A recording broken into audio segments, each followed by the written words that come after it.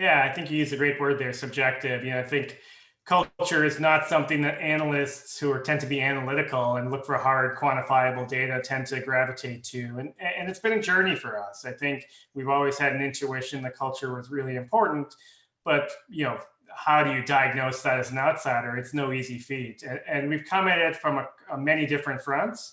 I'd mentioned two here. One is it's really about alignment. Is the culture aligned with the business model? So it's not just coming to a company with a set of kind of specific questions. It's understanding.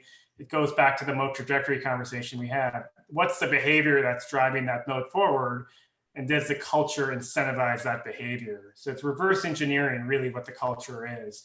And then I think learning what types of questions to ask when talking to management, when talking to former employees. But probably 10, 12 years ago, we go into a meeting and ask the company, hey, Mr. or Mrs. CEO, tell me about your corporate culture. We were the only ones asking that, so it felt kind of neat. But in reality, most companies haven't put pen to paper, right, or really given a lot of thought to that question. That's a hard question to answer just when you come out of a bunch of other meetings where people are grilling you on quarterly earnings, right? So understanding the types of questions to ask. So for example, instead of asking, tell us about your corporate culture, now we'll ask something along the lines of, let's say a new employee invites you out to coffee and asks you, what does it take to be successful here? How would you answer that question? And so it's really the same, it's getting at the same point, but it's asked in a much more approachable, accessible way. So I think that's kind of been an evolution, types of questions to ask, but it's not just talking to the company themselves. It's really building a mosaic of talking to really everyone in the value chain, including former employees. And to the extent data does exist, and I would say cultural data is starting to become more and more available with various data sets out there, we'll complement our analysis with that as well. I think Shopify is a terrific example. And Shopify is a tech company based in Canada, and they really help merchants build a direct-to-consumer presence, traditionally online, but increasingly in bricks and mortar as well. And Shopify's vision of the world over the next 20 years was that every merchant, every retailer would have a digital backbone.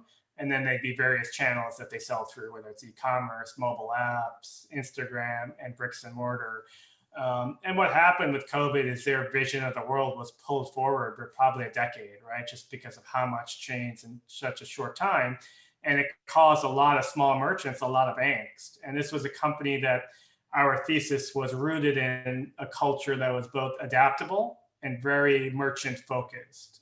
So again, it's a company that was the culture was really put to the acid test. I've been analyzing technology for a while now. I haven't come across a company that innovated so much in such a short period of time as Shopify did in the first half of this year, and is really trying to solve merchant pain points, help keep bakeries alive, restaurants alive by offering them various ways to attract customers, offering loans when needed, offering logistics. I think Amazon pulled back on a lot of non-essentials, and it left a lot of merchants struggling and looking for an alternative, and Shopify was right there to capitalize on it. So I think that's a company that really their culture really shined this year as far as being adaptable and being merchant focused. And obviously the stock and the companies come out a lot stronger because of it.